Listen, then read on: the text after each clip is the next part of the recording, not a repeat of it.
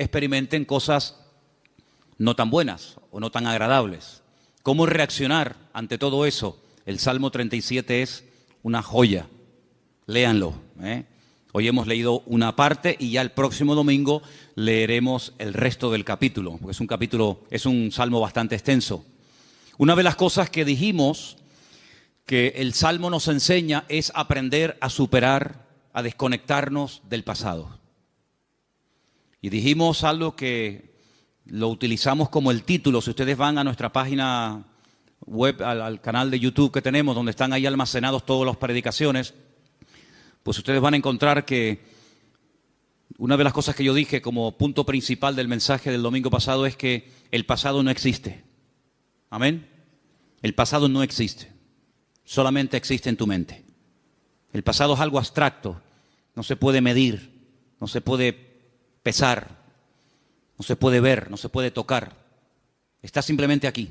Tú puedes recordar en cualquier momento cosas del pasado, tanto buenas como malas, pero el pasado realmente no existe. Entonces es una lástima que haya personas que se llamen creyentes, que vivan en algo que no existe y todavía estén siendo atormentados por el pasado, cuando vuelvo a repetir y reitero que no existe, como tampoco existe el futuro.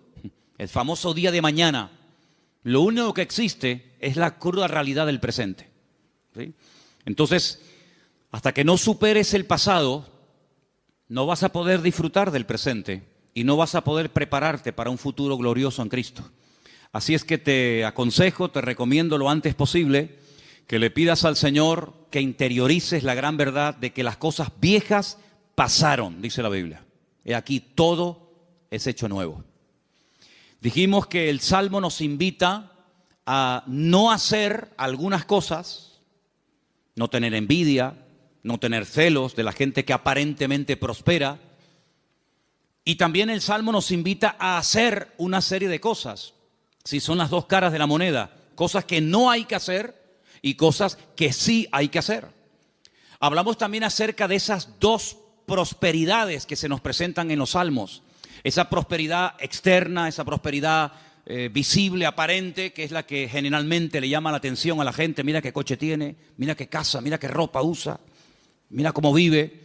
Y luego hay una prosperidad tan real como la otra, que es la interna. Y muchas veces no coincide una con otra. Si no siempre una persona que aparentemente es próspera por fuera, lo es en su espíritu.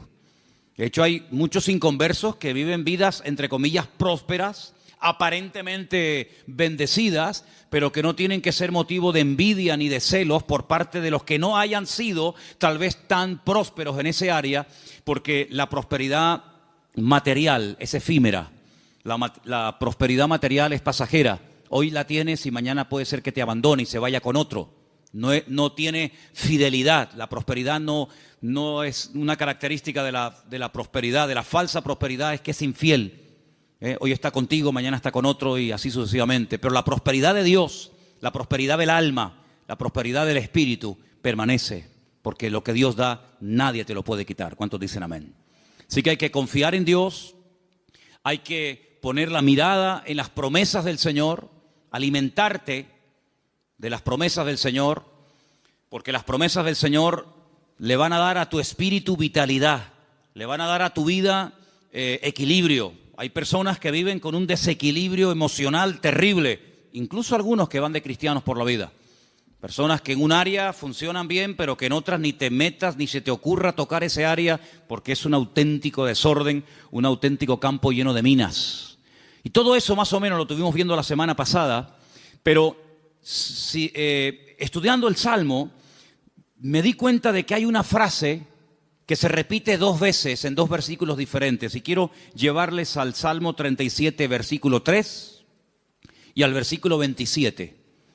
37, 3 y 37, 27. Y la frase es la siguiente, escúchala. Confía en el Señor y haz el bien.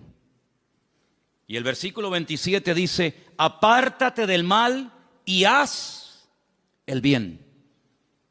Y me llamó la atención que en dos ocasiones la Biblia dice, haz el bien, haz el bien. ¿qué significa hacer el bien? ¿Cómo se hace el bien? ¿Cuál es el bien que Dios espera que yo haga? Es interesante porque si ustedes comienzan en algún momento a leer la Biblia desde el principio, se van a dar cuenta que la palabra bien o bueno, que es la palabra hebrea tov, aparece en el capítulo 1 de Génesis 7 veces. Yo las tengo subrayadas en mi Biblia. En 7 ocasiones, cuando Dios hace algo, dice, y vio Dios que era bueno. En 7 ocasiones diferentes. Y cuando aparece la palabra bueno, la palabra tov, vemos que es después de haber hecho algo. Es decir, Dios hace algo y a continuación declara, y eso que acabo de hacer es bueno. Luego hay acciones, hay obras, como dice el libro de Hebreos, de las cuales tenemos que arrepentirnos. Es lo que el autor llama obras muertas. Y el que escribiera esa carta, da igual quién fuera, hay un momento en el que él profundiza y toca el tema y dice, hay obras en la vida, cosas que hicimos en la vida, no digo antes de conocer al Señor, digo incluso hasta después de haberle conocido, que no sirvieron para nada. Vuelvo a repetir, son obras muertas. Y el autor de esa carta dice, de esas cosas que hiciste que no sirvieron para nada, tienes que arrepentirte. Porque perdiste tiempo, perdiste a lo mejor dinero, te ilusionaste, te encaprichaste con algo que al final, nada de nada. Incluso puede ser que hasta haya sido malo para ti y para otras personas. Pero sin embargo, la Biblia nos dice muy claramente que hay cosas, hay obras que Dios espera que nosotros hagamos. Y es que hay que tomar una determinación en momentos puntuales de la vida. Tengo que tomar la decisión de perdonar. Tengo que tomar la decisión de amar. Tengo que tomar la decisión de obedecer, de aprender, de crecer, de madurar y también de hacer ciertas y determinadas cosas. Ahora, el hacer el bien no es algo opcional. No es algo que Dios dice, bueno, mira, como tú veas, como tú te sientas. Si no tienes ganas, no lo hagas. No. Sino que vemos que el hacer el bien es algo que es un auténtico imperativo, es un mandamiento de parte de Dios. Y Dios está observándonos a ver qué es lo que vamos a hacer con todas las bendiciones y con todo el conocimiento que hemos recibido. Es decir, no hagas de tu vida una vida, digamos, de pasividad donde puedes presumir de lo malo que no estás haciendo. Porque hay un versículo que yo quisiera leer en esta tarde que es una auténtica bomba. Y guarda estrecha relación con lo que estamos hablando esta tarde de hacer el bien. Y ese versículo es el que está en Santiago. Santiago capítulo 4, versículo 17. Te lo leo si quieres rápidamente. Presta atención. Es muy fácil. Seguramente hasta te lo sabes de memoria. Santiago 4, 17. Y dice así. Tal vez lo podemos... Ahí está. Al que sabe hacer lo bueno y no lo hace, le es pecado. Es que yo no he hecho nada malo.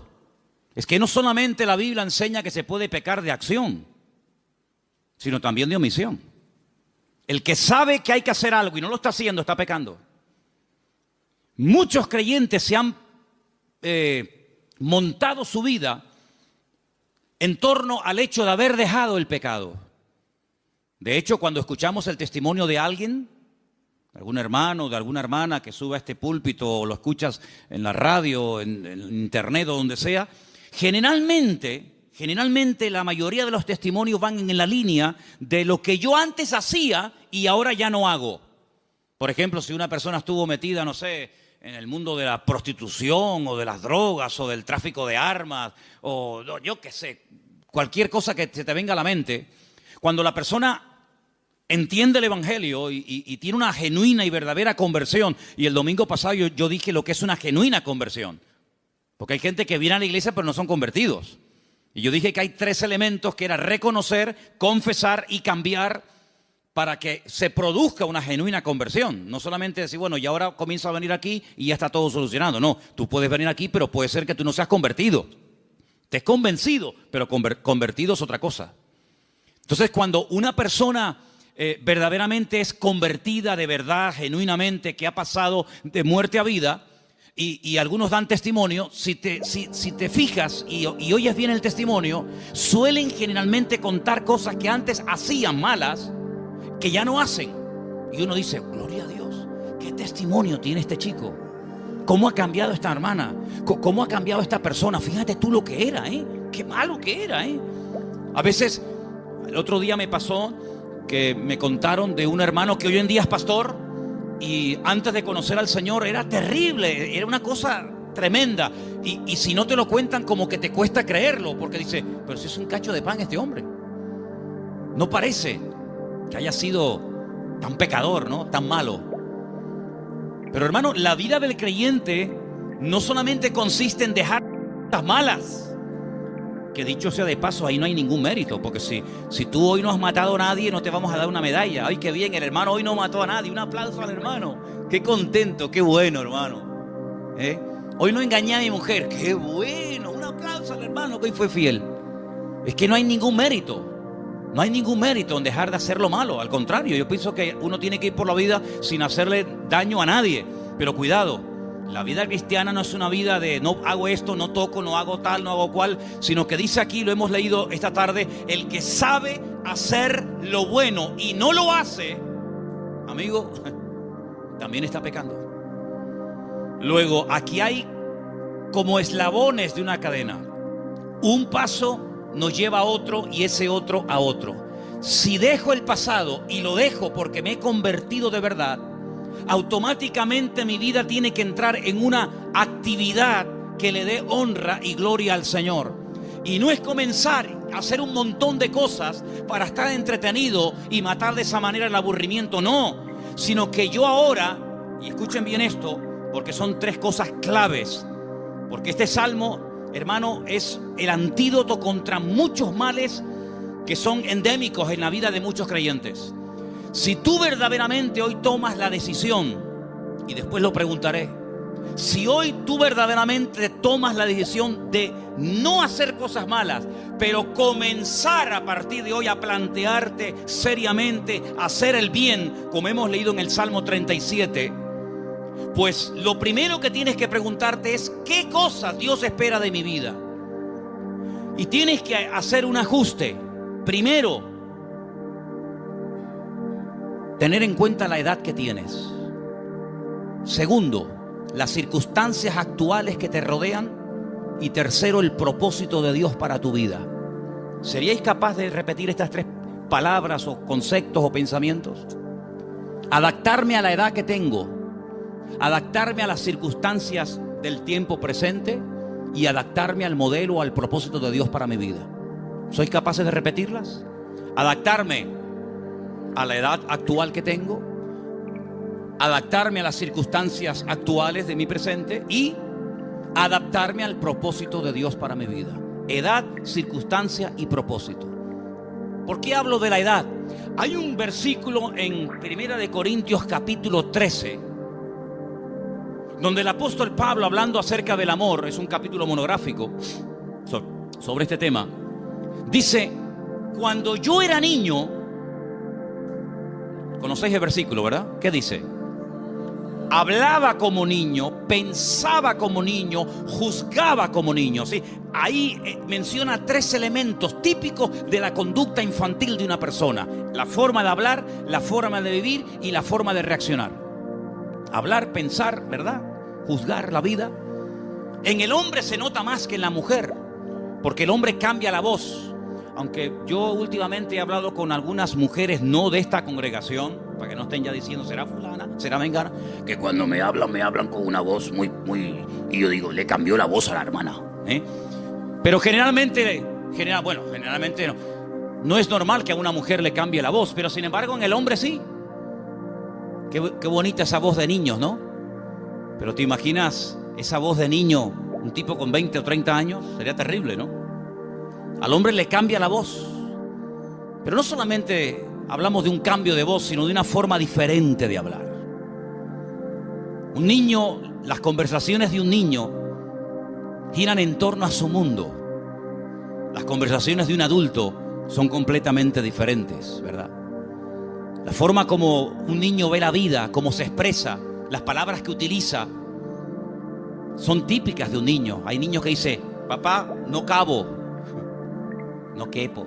Ah, no cabo, que no quepo. Y tú dices, está hablando un niño, ¿verdad? Pablo dice: cuando yo era niño, yo hablaba como un niño. Mas cuando ya fui hombre, hay un cambio. Dejé de hablar como un niño, dejé de vivir como un niño, dejé de ver la vida como un niño. Trasladando esto a lo espiritual, que es a lo que nos queremos adaptar esta tarde, tú no puedes estar toda la vida congregándote en esta, en cualquier otra iglesia, hablando, orando, predicando, opinando siempre en la misma línea, porque eso quiere decir que si tu lenguaje no ha cambiado, es porque tú internamente no has cambiado. Tú no puedes estar toda tu vida como algo normal, quejándote y lamentándote, porque eso quiere decir que tu lenguaje, ¿verdad?, evidencia una carencia, una falta de crecimiento interior. Y el Señor Jesucristo le dio tanta importancia al tema que Él dijo: de la abundancia del corazón, ojo, habla la boca. Lo que uno tiene dentro, ¿por dónde sale? Por la boca. Cuando una persona siempre está hablando de una misma cosa, es porque eso lo está dominando, porque ese es su tesoro. Y donde está tu tesoro, allí estará tu corazón. Y donde está tu corazón, de ahí saldrán las palabras y las conversaciones de tu vida. Hay gente que todo el día está quejándose. Hay gente que todo el día está hablando de fútbol. Hay gente que todo el día está hablando de un tema. ¿Por qué? Porque es el tema que aman y que controlan y les domina. Pero no le preguntes de otra cosa. Entonces, en el sentido espiritual, tú tienes que cambiar tu forma de hablar, porque no puede ser que tú hoy hables igual, con quejas, con lamento, con no sé qué y con no sé cuánto, y dentro de un año nos volvamos a sentar y volvamos otra vez a lo mismo. Entonces no ha habido un cambio, no ha habido una madurez en tu vida. Es como el hombre que tiene la voz del niño de 4 años. No puede ser. Entonces tú tienes que adaptarte a la edad que tienes, espiritualmente hablando. El autor de la carta a los Hebreos dice: ustedes ya tenían que ser maestros, pero todavía están con el biberón, todavía estáis con la leche y no con alimento sólido, porque no habéis madurado, porque no habéis crecido. A los Corintios le dice exactamente lo mismo. 1 Corintios capítulo 3, sois niños carnales en Cristo, no os puedo compartir cosas profundas, no puedo hablarle de... Yo estoy seguro que Pablo podía haberle mencionado otros dones que nunca le llegó a mencionar a los corintios por la falta de madurez y la falta de crecimiento que en su vida había. Entonces hay mucho infantilismo en la vida de muchos creyentes. Hay mucha inmadurez porque no han superado el pasado, porque no se han terminado de convertir de verdad, etcétera, etcétera. Entonces tienes que adaptar tu vida a la edad que tienes, tanto la cronológica como la espiritual. Hay gente que vive con la mentalidad de cuando tenían 18 años y ya tiene 60. Y no hay nada más ridículo que un hombre de 50 que quiera aparentar que tiene 18.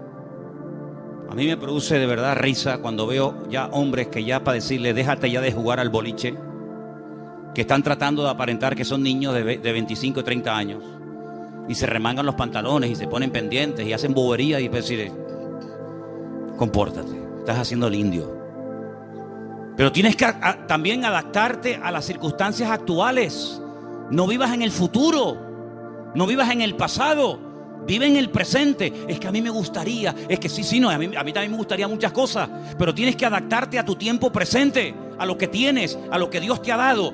Porque si no valoras lo que Dios te ha dado, no vas a disfrutar de cada una de las muchas bendiciones que tienes hoy.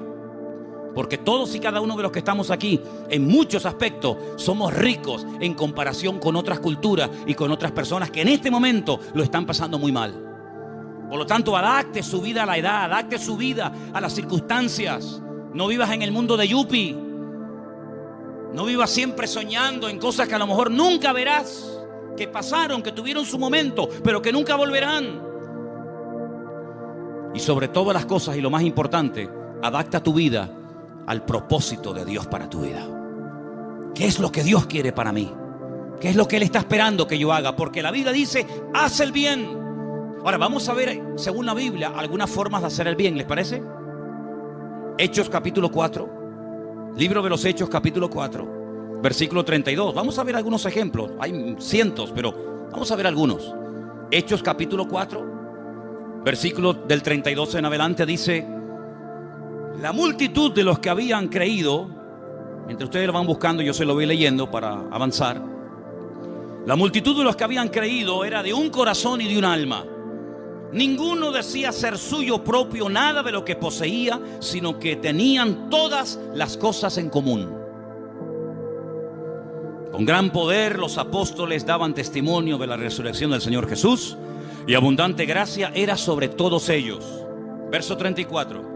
Así que no había entre ellos ningún necesitado, porque todos los que poseían heredades o casas las vendían y traían el precio de lo vendido y lo ponían a los pies de los apóstoles y repartían a cada uno según su necesidad. Ahí hay un ejemplo bíblico de cómo se puede servir al Señor con lo que uno tiene, de cómo uno puede ser un instrumento de bendición, bendiciendo y compartiendo la bendición con alguien que tal vez está más necesitado que tú en el momento actual. Entonces vemos que en la iglesia primitiva no solamente se daba importancia a la oración, que la tiene, y a la alabanza, que la tiene, y al estudio de la palabra, que la tiene, sino también a estar atentos para poder ayudar en la medida de las posibilidades de cada miembro de la congregación a las necesidades de cada uno de los miembros. Y llegaron a un punto que tenían este tema tan claro que dice que, y esto es algo increíble, esto es un milagro, dice que no había en la iglesia primitiva allí en Jerusalén hace 2000 años personas necesitadas. No había. Había una justicia equitativa, había una solidaridad entre los miembros de la iglesia espectacular, de tal manera que dice que no había necesitados entre ellos. En la calle a lo mejor sí, pero en la iglesia no había nadie que tuviera necesidades, porque en el momento en el que se descubriera, en el momento en el que se supiera que había una familia, unos hermanos, etcétera, necesitados, automáticamente la gente sabía cómo tenía que reaccionar. Es increíble. Esto es una forma de hacer el bien, ¿no les parece? Seguimos en Hechos. Vamos al capítulo 20.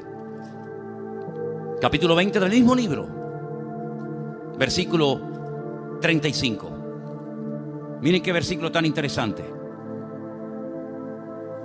Y dice así: en todo, son palabras del apóstol Pablo, os he enseñado que trabajando así se debe ayudar a los necesitados y recordar las palabras del Señor Jesús, que dijo: más bienaventurado es dar que recibir. ¿Dónde dijo eso Jesús? ¿En Mateo? ¿En Marcos? ¿En Lucas? ¿En Juan? ¿Se dan cuenta que hay un montón de cosas que los discípulos sabían que no están escritas ni en los evangelios? Esta es una de ellas. El Señor Jesús les grabó esta palabra a fuego en sus corazones, de que en la vida es mucho más importante estar pensando en dar que en recibir. Y la vida nos enseña justamente para todo lo contrario. Lo importante de la vida es recibir, no tanto dar. Sin embargo, el Señor dijo: no, en el reino de Dios el principio va por otro sendero. Más bienaventurado es el que da que el que recibe, porque si tienes todavía que recibir es porque estás en necesidad. Por lo tanto, ahí no hay ninguna bienaventuranza. Pero si estás en capacidad de poder dar, quiere decir es que te sobra, y eso significa de que eres una persona bendecida. En el libro de los Hechos vemos que una forma de hacer el bien es ayudar a los demás. ¿Cuántos dicen amén? Ahora, dice la Biblia, nos enseña la palabra, que las personas que en su vida se propusieron hacer el bien, y hay centenares de ejemplos, eran personas que descubrieron un principio espiritual fundamental, y es que el aburrimiento, la rutina, la monotonía, eso que se ha dado por llamar la baja estima, el sentirte que no sirves para nada, que eres un inútil, etcétera. Según el Salmo 37 y otros pasajes de la Biblia, vemos que eso tiene remedio, es el antídoto perfecto para superar todo eso que tanto daño hace a la gente, es estar activo en las cosas de Dios. Porque la inactividad es lo que abre la puerta a que el enemigo venga a tu vida y comience a atormentarte, diciéndote que tú no sirves para nada, que tu vida no vale nada. Comienzas a tener demasiada ociosidad que te lleva a la queja. No hay nada más peligroso que estar ocioso, y más cuando uno ha tenido ciertos y determinados vicios, porque para volver a pecar uno tiene que tener tiempo libre.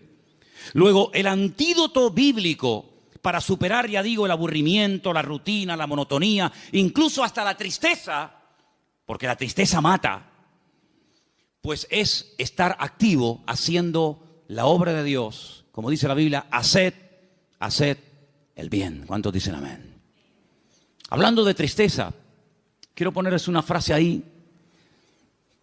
Y dice lo siguiente: la tristeza limita al hombre.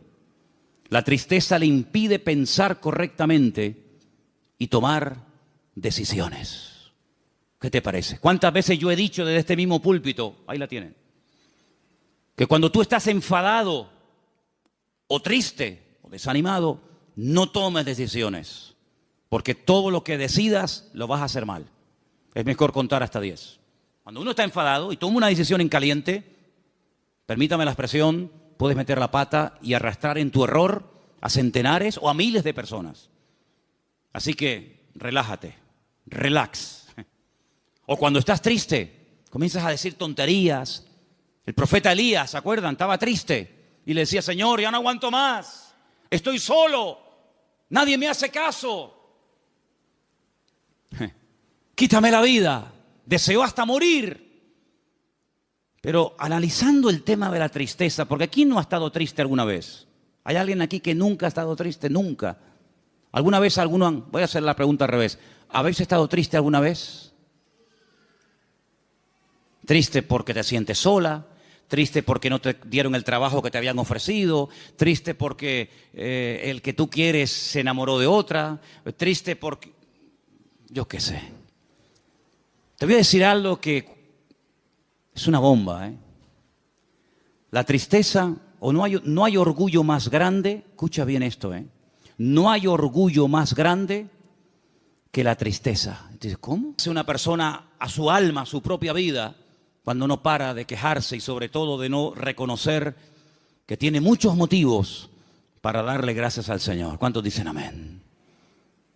Así que no te quejes. No te quejes. Ahí en esa pizarra o en ese tablón que tenemos ahí, cuando tuvimos en aquella serie de mensajes sobre no quejarnos, no lamentarnos, sino ser agradecidos, yo les pedí que pusiéramos en esa pizarra la palabra gracias en diferentes idiomas.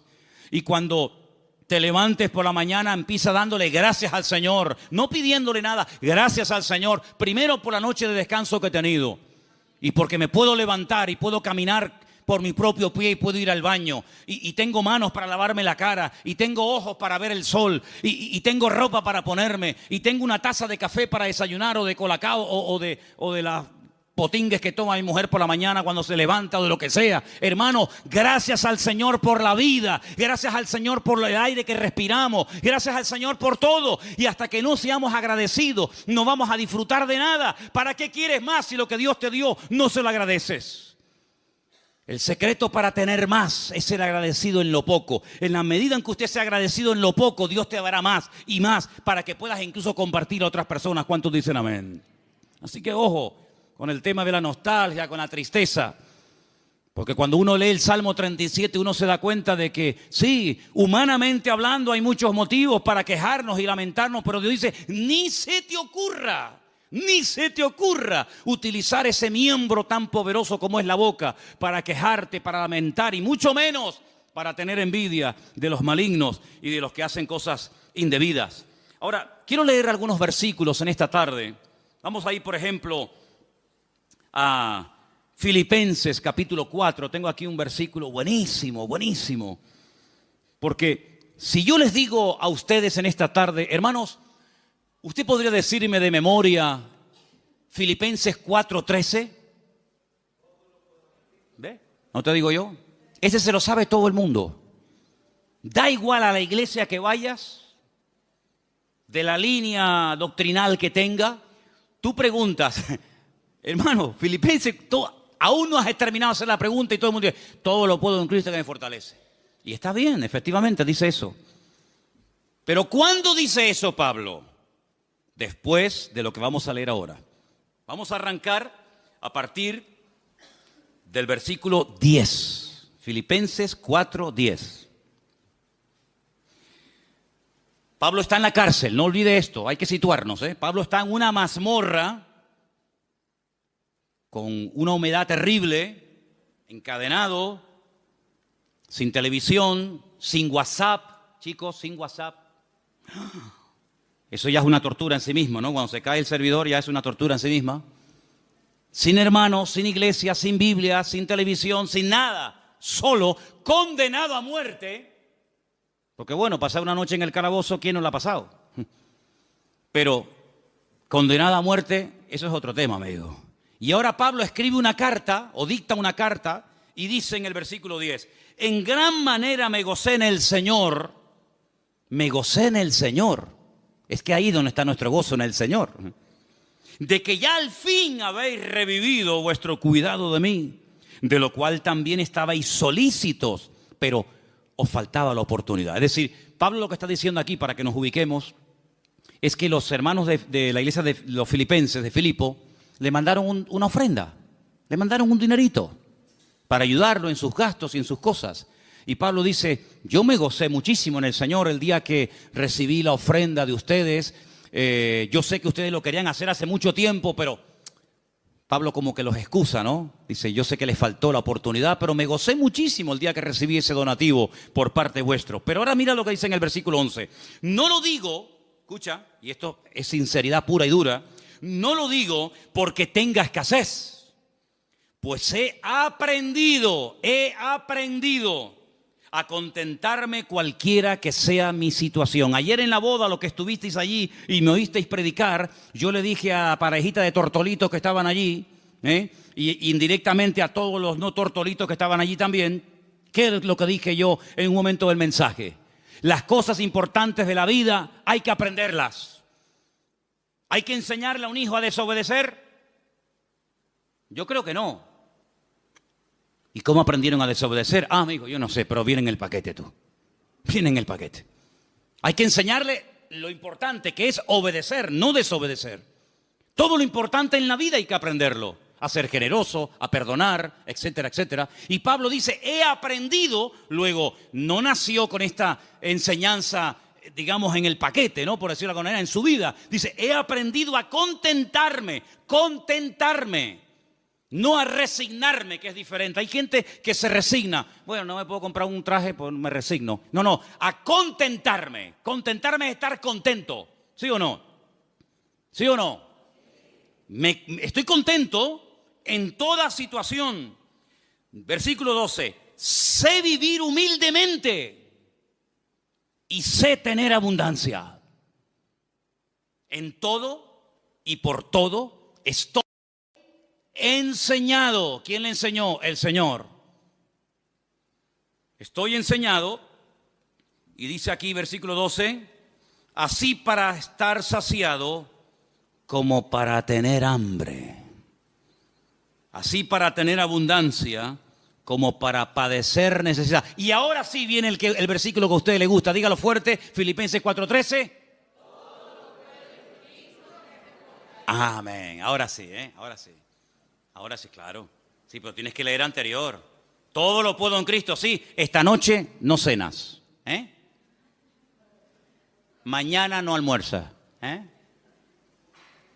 mañana no hay móvil, Acabas de decir, todo lo puedo en Cristo que me fortalece. Pero no cuando salen las cosas redondas, según mi óptica, según mi visión de la vida, sino cuando hay abundancia, contento. Cuando hay escasez, contento. Cuando tengo mucho y me sobra, contento. Y cuando no tengo nada, contento, porque todo lo puedo en Cristo que me fortalece. Entonces hay que entender el contexto en el que Pablo dice esto: preso, condenado a muerte, a veces enfermo, a veces solo, incomprendido, cuestionado, criticado, pero igualmente todo lo puedo en Cristo que me fortalece. Bueno, y si ustedes leen lo que le dice a los corintios, eso ya es una joya de la literatura. Dice, como entristecidos, mas siempre gozosos. Como no teniendo nada, mas poseyéndolo todo. Como desconocidos, pero bien conocidos. Aleluya. Entonces, hermanos, es una escuela. El Salmo 37 son las materias que vamos a tener que pasar por la vida en la escuela de la vida. Confíen en el Señor. Amén, claro que sí, pero haz el bien. No te quedes de brazos cruzados diciendo, no, yo confío en el Señor. Bueno, y mientras tanto, haz el bien. Apártate del mal. Ya lo dice, Señor, ahora ponte a hacer el bien. Porque no es que te quedas en terreno de nadie, ya no hago malo, pero tampoco hago nada. No, el que sabe hacer lo bueno y no lo hace, está pecando. Es decir, peca el que hace cosas malas y peca también el que no hace cosas buenas. Porque a cosas buenas y productivas nos ha llamado a ti y a mí el Señor. ¿Cuántos dicen amén? El segundo versículo que quiero leer, a ver si lo encuentran, porque es un libro que no se lee mucho, pero yo pienso que lo deberíamos de leer más a menudo. Es el libro de Eclesiastés. Ay, amigo, y uno dice, ay, yo no sabía que había un libro que se llamaba así. Sí, hay un libro que se llama así. Coelet, se llama en hebreo, significa el predicador. Coelet es un predicador. Eclesiastés, es un nombre raro eso de Eclesiastés, yo lo reconozco. Dice en Eclesiastés, versículo 7, verso 10. Y hermano, yo me confieso que en algún momento he caído en este error del versículo. Porque Eclesiastés 7:10 dice, nunca digas, y yo lo he dicho, nunca digas, y yo lo he dicho, ¿cuál es la causa de que los tiempos pasados fueron mejores que estos? Porque nunca esto preguntarás con sabiduría. ¿Y quién no ha dicho, antes se vivía mejor que ahora? Antes yo estaba mejor que ahora. Dice, nunca hables así, nunca digas eso. Sino que hay que adaptarse a la edad, a las circunstancias y al propósito y diseño de Dios para mi vida en el tiempo presente. Por lo tanto, si en el pasado hubo una época dorada en nuestra vida, gloria a Dios, ahora estamos en otra etapa. No estoy viviendo en las glorias del pasado, sino estoy en el tiempo presente. Porque dice la Biblia, no te jactes del día de mañana, sino que si oyereis hoy su voz, dice, no cierres, no endurezcas tu corazón, porque este es el día que el Señor ha creado para que nos gocemos y nos deleitemos en Él. No es el pasado que no existe, el futuro tampoco existe. Entonces, ¿qué es lo que existe? La realidad presente. ¿Y qué voy a hacer en la realidad presente? Darle gloria a Dios, no darle lugar a la ingratitud, a la queja, al lamento, sino hacer el bien para la gloria de Dios. ¿Cuántos dicen amén? Dios es el que elige las pruebas de mi vida. Yo no las elegí. Dios es el que ha diseñado y ha elegido las circunstancias por las cuales Él quiere que yo pase. Pero ha dejado en mis manos la actitud con la cual yo voy a enfrentar dichas pruebas en la vida. ¿Lo habéis captado? Yo no elijo las pruebas. Yo no sé en lo que Dios me quiere probar mañana. Eso es cuestión de Él. Pero Él sí me ha dejado la libertad, por decirlo de alguna manera, de poder escoger qué actitud voy a tener ante las pruebas que mi Señor sabiamente ha escogido para mí. Y yo dije en una ocasión, y no me quiero ir del tema, que las pruebas son proporcionales a nuestro nivel de madurez y de conocimiento bíblico. Es decir, Dios no te va a probar más allá de lo que tú puedas soportar, porque entonces no sería una prueba, sería una injusticia, sería un crimen. Tú no puedes permitirle o no puedes darle a un niño un saco de 20 kilos, porque el niño no puede con eso. Pero sí le puedes decir, oye, coge este juguetito, corre, llévalo allá a la guardería. ¿Sí o no? Es decir, cuando el Señor permite que pases por una prueba es porque Él sabe que con su ayuda tú vas a poder superar esa prueba y vas a poder aprender algo que si no pasaras por ella nunca aprenderías. Porque las pruebas son escuelas, son enseñanza, son exámenes, son espejos que Dios pone delante de nosotros para que nos miremos a nosotros mismos. Él no tiene que probarnos para saber cómo voy a reaccionar. Él te prueba para que tú te veas cómo tú reaccionas. ¿Cómo lo va a saber el Señor si Abraham va a sacrificar o no a su hijo Isaac? ¿Cómo no lo va a saber Dios? Lo hace venir desde Beersheba, al sur de Israel, hasta el monte Moriah, 3 días de camino, porque Dios no sabe si al final se echa para atrás o lo va a hacer. Pero entonces, ¿qué Dios es ese? Si Dios lo sabe todo de antemano, Él lo conoce todo, pasado, presente y futuro, ¿sí o no? Él sabe si Isaac va a ser atado y a punto de ser sacrificado en lo alto del monte Moria, pero el que tiene que saber si lo vas a hacer o no, eres tú, Abraham. Es una prueba para ti. Dios no se prueba a sí mismo. Dios nos prueba a nosotros y a través de esa prueba descubre el nivel de madurez que tú tienes. Y cuando el Señor permite que pasemos por una prueba en nuestra vida, es porque Él sabe que esa prueba es necesaria y tú la puedes superar, no por ti mismo, sino agarrado y confiado y alimentándote de las promesas del Señor. Por eso el Señor nunca le pidió a David que sacrificara a ningún hijo, porque no lo iba a hacer. Porque David ganaba todas las batallas fuera de la casa, pero dentro de la casa las perdió todas.